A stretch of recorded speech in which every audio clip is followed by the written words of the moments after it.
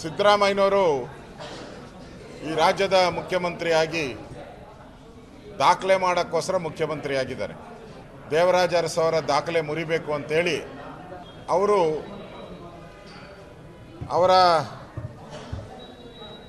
ಎಲ್ಲ ದಾಖಲೆಗಳು ಅಂದರೆ ಕರ್ನಾಟಕದಲ್ಲಿ ನಡೀತಾ ಇರತಕ್ಕಂಥ ಹಗರಣಗಳೇನಿದೆ, ಮೂಡ ಹಗರಣ ಇರ್ಬೋದು, ವಾಲ್ಮೀಕಿ ನಿಗಮದ ಹಗರಣ ಇರ್ಬೋದು, ಜನಾರ್ದನ್ ರೆಡ್ಡಿ MLA ಮೇಲೆ ಹಾಕಿರೋ ಅಟ್ಯಾಕ್ ಇರ್ಬೋದು, ಲವ್ ಜಿಹಾದಿಗಳಿರ್ಬೋದು, KCA ಸ್ಟೇಡಿಯಂ 11 ಜನ ಅಮಾಯಕ ಮಕ್ಕಳು ಸಾವಿರ್ಬೋದು.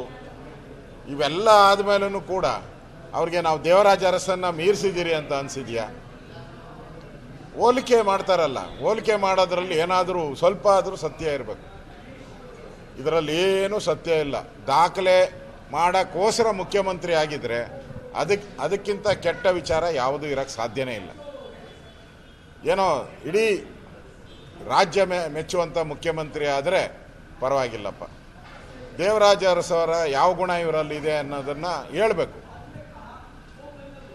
ಯಾವ ಗುಣ ನನ್ನಲ್ಲಿದೆ ಅಂತ ಹೇಳ್ಬೋದು. ಒಂದು ದಾಖಲೆ ಮುರಿಯೋದಾದರೆ ಕರ್ನಾಟಕದಲ್ಲ, ನಮ್ಮ ಮಧ್ಯಪ್ರದೇಶದಲ್ಲಿ 3 ಬಾರಿ ಮುಖ್ಯಮಂತ್ರಿಗಳಾಗಿದ್ದಾರೆ.